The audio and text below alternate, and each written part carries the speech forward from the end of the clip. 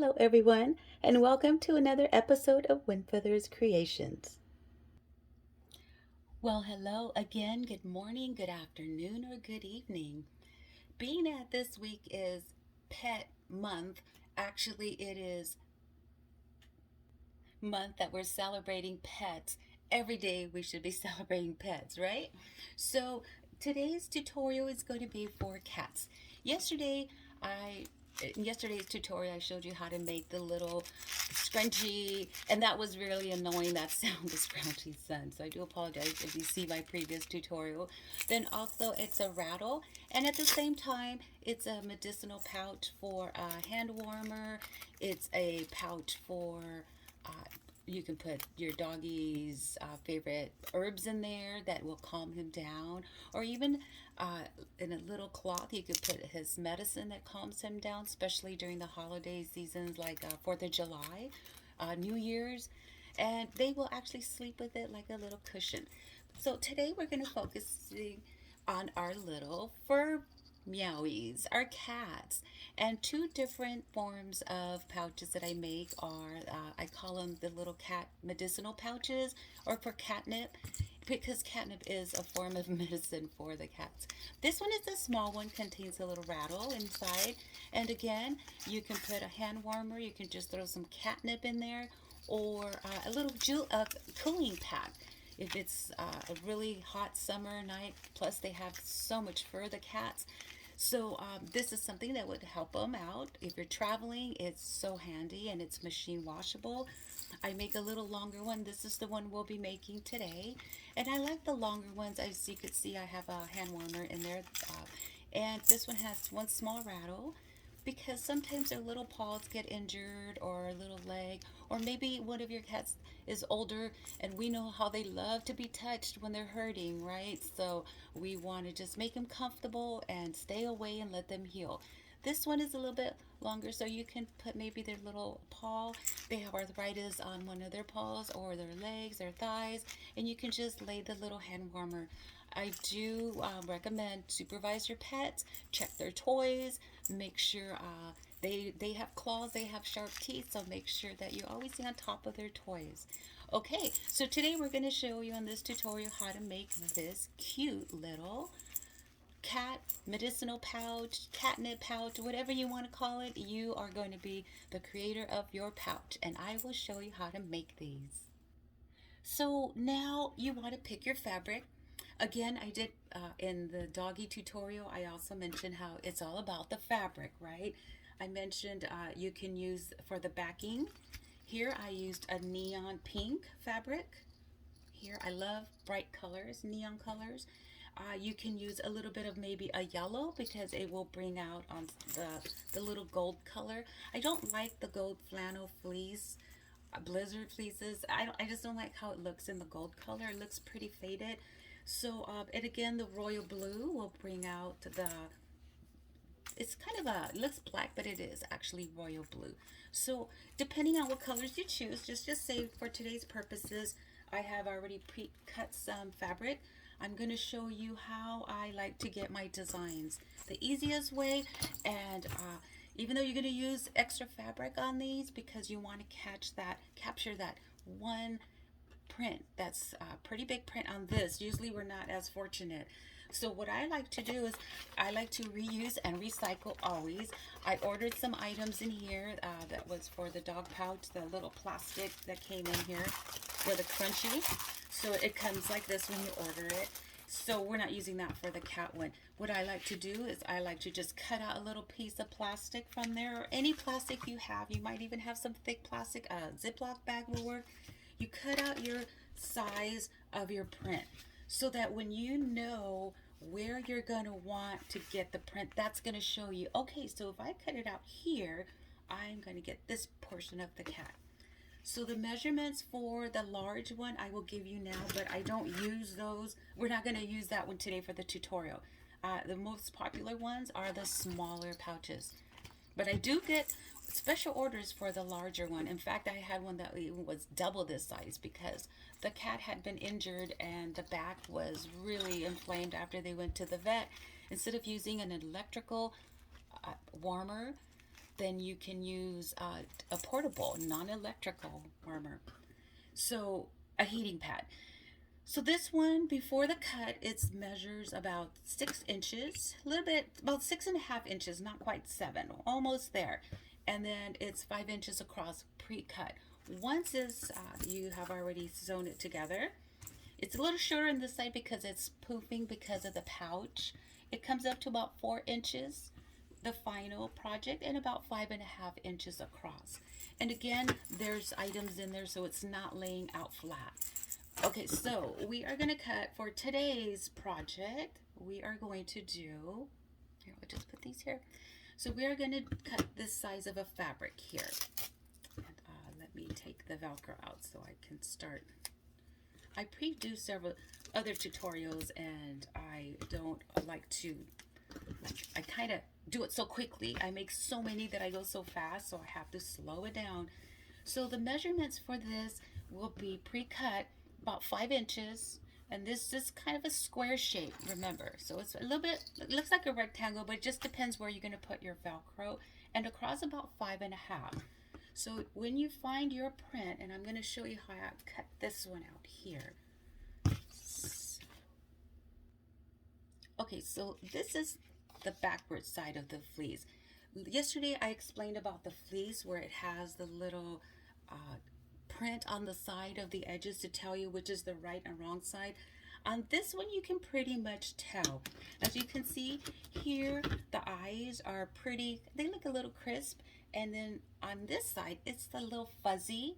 So that's the good part about this fabric. So what I did is, after I got my measurements, I cut out my little plastic so I could see, okay, so this is where my idea is going to be. I'm going to have that cat right in front of, there we go. I'm going to have that cat picture, here's the plastic, right in the middle.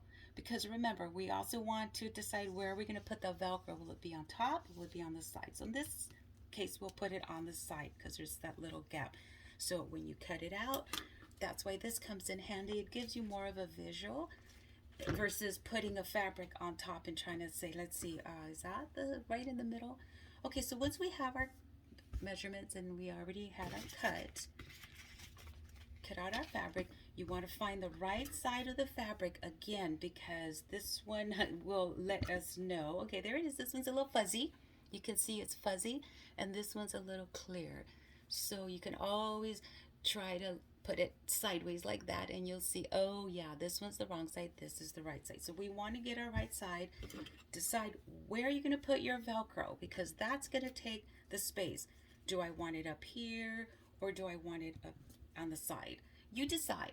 For this purpose, I think I'm going to put it on the top. It will show the cat's little eyes, but since it doesn't look very straight when I cut it out, we're going to probably put it sideways like this.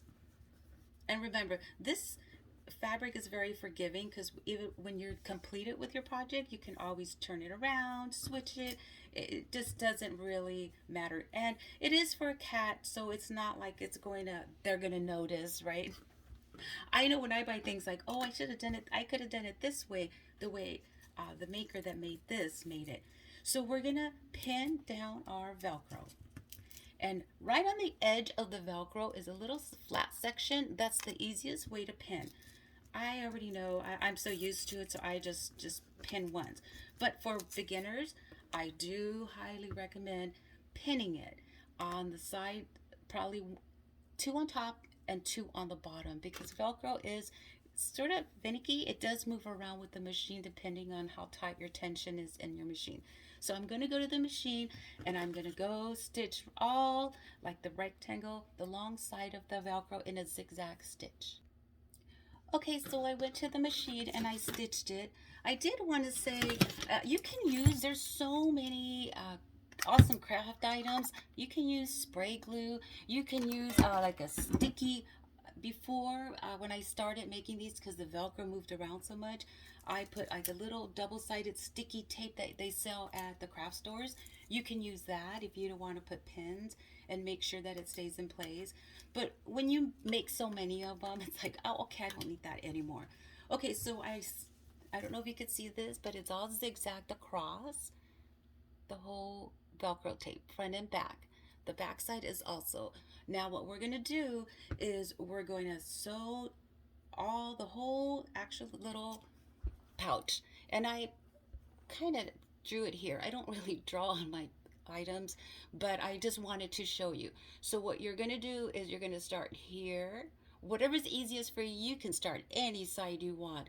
But what I do is I just start here and I back stitch and sew all the way to the edge and then back stitch and then go turn my, of course you're going to turn your fabric around because I like to get that really extra corner pouch. In here you want to make sure you get the tip of the velcro so that there's no opening on the velcro, because when you open it, it might tear, because that velcro can be very, very crazy hard to open. Then you're going to stitch down all the way just like this. You can make this a smaller stitch. Then what I like to do is I always double stitch it just to make sure, because these are for pets. If it was for a child, the same thing. Want to make sure that it's really, really the strength of it, if they pull, it gets pulled, that it's going to really hold its thread. So I'm going to go to the machine and sew this up. So here I have stitched it up and now I'm going to trim it. Okay, so here it is all trim. I do like to use my zigzag shears, and as you can see, I trimmed the little tips, the edges, and this is the easiest for me. You can make it any way you want, but for just today tutorials purposes, I'm going to show you what the next thing is. Oh, this is so forgiving sometimes, that Velcro, which is a good thing for pets. So I'm going to turn it inside out and pull out all the edges. Be right.